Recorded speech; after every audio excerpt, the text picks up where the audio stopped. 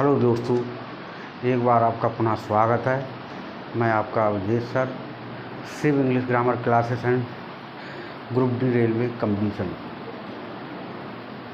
साथियों, आज मैं आपको बहुत इम्पॉर्टेंट करंट जीके का चैप्टर कराने वाला हूँ।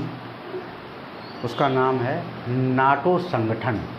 ये आजकल बहुत चर्चा में चल रहा है कि नाटो संगठन है क्या। ये आपको बहुत ध्यान से देखना है, सुनना है। इसका पूरा नाम जो है नॉर्थ अटलांटिक ट्रेटी ऑर्गेनाइजेशन है। इसे हिंदी में उत्तर अटलांटिक संधि संगठन भी कहते हैं, अर्थात उत्तर अटलांटिक अलायंस भी कहते हैं। इसकी स्थापना कब हुई, इसकी स्थापना क्यों हुई, इसमें कितने देश आते हैं, इसका उद्देश्य क्या है, और जो आजकल यूक्रेन नाटो विवाद चल रहा है, जो दुनिया का सबसे ज़्यादा महत्वपूर्ण मसला हो गया है, उसके बारे में मैं थोड़ी सी चर्चा भी करूँगा। तो इसमें सर्वप्रथम मैं आपको बताना चाहता हूँ कि नाटो संगठन की स्थापना क्यों हुई। ये पहले समझने का विषय है। दूसरे वर्ल्ड वार के बाद, दूसरा जो विश्व युद्ध हुआ था, उसके बाद यूरोप की स्थिति बहुत ही ज़्यादा दयनीय हो गई थी। वहाँ के लोगों का जीवन स्तर जो है निम्न से भी निम्न हो गया था। तो उसका फ़ायदा उठाने के लिए उस समय सोवियत संघ जो था, उसने सोचा कि अपने साम्यवादी शासन को बढ़ाने के लिए कह लीजिए, या उसका विस्तार करने के लिए उसने जो है ग्रीस देश था और टर्की था, उस पर अपना प्रभाव जमाना चाहा। ये जो थे यूरोप के देश थे, इन पर प्रभाव जमाने की कोशिश की। अगर वो टर्की पर अपना जो है विजय प्राप्त कर लेता या उसे अपने कब्जे में कर लेता, तो जो ब्लैक सी है उस पर भी उसका कब्जा हो जाता। किसका? सोवियत संघ का। उस समय सोवियत संघ जो था वो नंबर 1 ताकत थी। अब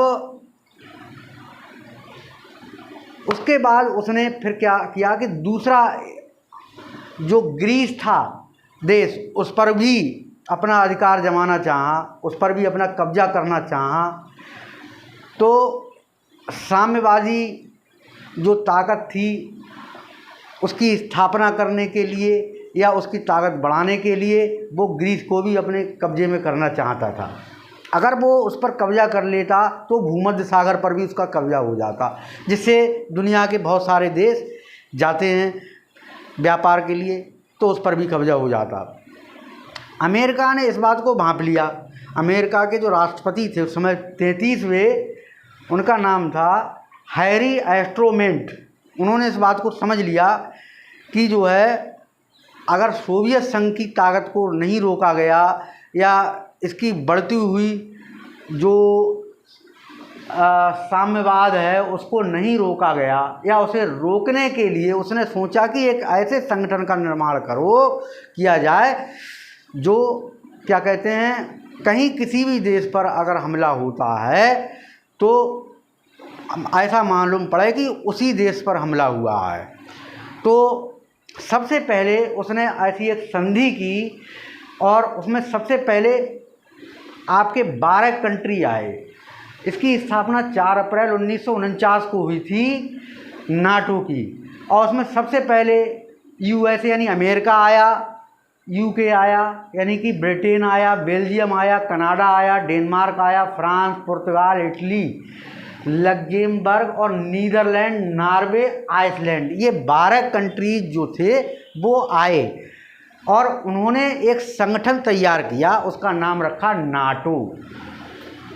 उसके बाद में फिर धीरे धीरे बढ़ते बढ़ते और ये देख लिया कि इसमें एक ऐसी सैनिक या ऐसी सेना का निर्माण किया गया कि अगर इनमें से कहीं भी किसी भी देश पर अटैक हो तो मालूम पड़े कि ये 12 देशों पर अटैक हो रहा है। या किसी प्रकार की कोई भी जैसे जो द्वितीय विश्व युद्ध में जो कंडीशन हुई थी, यानी कोई भी देश अगर हमला करता है तो उसको रोकना है, उसको नियंत्रित करना है, तो इसके लिए ये नाटो का निर्माण किया गया। उसके बाद में 18 फरवरी सन 1952 को फिर कौन कौन आए? ग्रीस आए, टर्की आया, फिर 9 मई 1955 को जर्मनी आया, 30 मई 1982 में स्पेन आया, उसके बाद 12 मार्च 1990 को चेक गणराज्य, फिर हंगरी, पोलैंड आया, उसके बाद में 29 मार्च 2004 को बुल्गारिया आया, एस्टोनिया आया, और लार्बिया, लिथुआनिया, रोमानिया, स्लोवानिया ये कंट्रीज आए। उसके बाद में फिर 1 अप्रैल 2009 को अल्बानिया आया और क्रोएशिया आया। 5 जून 2017 को मोंटेनेग्रो कंट्री आया। उसके बाद 2020 में लास्ट में जो है मैसेडोनिया आया। इस तरीके से नाटो में 30 देश हो गए। अब ये 30 देशों का संगठन बन गया नाटो। अगर इनका मुख्य उद्देश्य यही है कि सोवियत संघ की विस्तारवादी नीति को रोकना है। दूसरा क्या है? पश्चिमी यूरोप के देशों को एक सूत्र में संगठित करना। जो पश्चिमी देश हैं उन पर अगर कहीं कोई खतरा हो काय से, सोवियत संघ से, तो वो सब इकट्ठे होकर के उसका सामना करें। और एक देश की समस्या अगर होती है इन 30 देशों में से, तो ऐसा लगे कि ये सारे देशों की समस्या है। या एक देश पर अटैक होता है तो समझ लो 30 देश पर अटैक हुआ है। ये ऐसी बात को ध्यान में रख करके नाटो की स्थापना की गई। अब एक इसका उद्देश्य और भी है, जैसे पश्चिमी यूरोप के देशों को एक सूत्र में संगठित करना। ये बहुत बड़ा काम है। और इसका कर्ता धर्ता कौन है? केवल आप ये मान के चलें अमेरिका। एक तरफ अमेरिका था और एक तरफ आपका ये आ गया जो सोवियत संघ। ये दोनों के बीच में एक तरह की ये लड़ाई थी। दोनों सुपर पावर बनने की कोशिश में थे।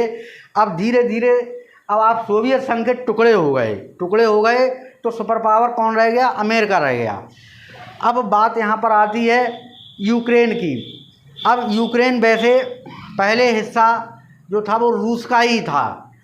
अब उसके बाद में अमेरिका ने अपने जाल में इसको फंसा लिया। किसको? यूक्रेन को। कहा, उसका राष्ट्रपति जो था जेलेंस्की था, कहा कि तुम नाटो के सदस्य बन जाओ और हम सब लोग तुम्हारा साथ देंगे और तुम्हें कोई अलग नहीं कर सकता। लेकिन रूस इस बात से मना करता रहा। रूस ने हमेशा कहा कि अमेरिकी ताकतें इस पर हावी ना हो, इसलिए तुम जो है नाटो के सदस्य मत बनो। लेकिन इनके समझ में ही नहीं आया यूक्रेन के राष्ट्रपति के, जेलेंस्की के। आज हालत क्या है यूक्रेन की आप सभी लोग देख रहे हैं। नाटो के देश जो हैं वो सब पल्ला झाड़ के पीछे हट गए। तो साथियों, ये नाटो जो है इसके बारे में मैंने आपको थोड़ा सा प्रकाश डाला है और कम शब्दों में ही मैंने बहुत कुछ आपको समझाने की कोशिश की है। तो अमेरिका दुनिया की एक ऐसी ताकत है जो दूसरे के कंधे पर रख करके बंदूक चलाती है। अभी आपने 2 ताज़े उदाहरण देखे होंगे, एक चाहे तालिबान का रहा हो, चाहे अभी ये यूक्रेन का रहा है। अगर अमेरिका चाहता तो इनका बाल बांका नहीं होता। लेकिन अमेरिका क्या है कि केवल अपना उल्लू सीधा करना चाहता है। तो साथियों, हमारा देश में इस समय बहुत अच्छी बात यह है कि समझदार प्रधानमंत्री जी हैं और हमारे देश ने कोई ऐसी रिस्क नहीं ली। लेकिन हमारा देश जो है भारत, वो नाटो का सदस्य नहीं है। हालांकि अमेरिका में इस बात का वहाँ की जो सीनेट है, जो संसद कहलाती है, वहाँ में एक विधेयक पास किया गया है, पारित किया गया है कि इसको भी, भारत को भी बनाया जाए नाटो का सदस्य। लेकिन हमें कोई आवश्यकता नहीं है नाटो के सदस्य बनने की, क्योंकि हमें दूरदर्शी रहना है और अपने बलबूते पर अपने बुद्धि विवेक का प्रयोग करना है। साथियों, तो ये मैंने आपको थोड़ी सी बात बताई और बहुत ही महत्वपूर्ण विषय हैं आपके, और इनकी जानकारी आपको रखना चाहिए। और मैं एक छोटी सी मोटिवेशनल बात भी आपके सामने रखता हूँ, क्योंकि मोटिवेशनल बात से क्या है कि हम आप लोगों को, अपने देशवासियों को कुछ ऐसी शिक्षा देते हैं जिसको सुन करके, समझ करके सीखें, संस्कारवान बने, धैर्यवान बने, दूरदर्शी बने, देश की धर्म की रक्षा करें और बुद्धिमान बने और नई नई खोज करें, तभी हमारा देश तरक्की करेगा। धैर्यवान भी हमको बनना चाहिए, संयम रखना चाहिए, साहसी होना चाहिए, बहुत सारी बातें हैं। तो साथियों, मैं इसी के साथ अपनी बात समाप्त करता हूँ। जय हिंद, जय भारत।